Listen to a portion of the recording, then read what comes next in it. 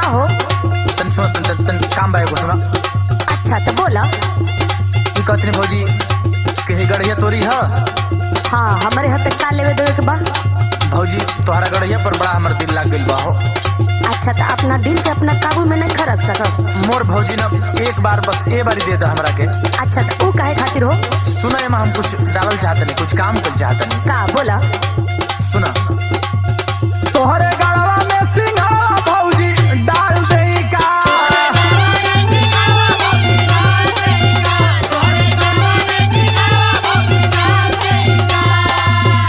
आ सुना बोला। कम परता त बोला औरी माल देई का। कम परता त बोला औरी माल देई का। हो तोहरा गड़वा में सिंघाड़ा भौजी डाल देई का।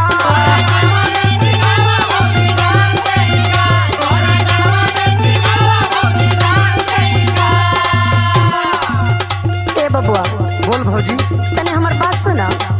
बोला एगो बात का तोहर कई गो बात सुनब। बोला देवला के दिक्कत नहीं थे, हमार मजबूरी न बा।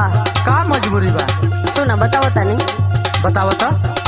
एह मा डाला ले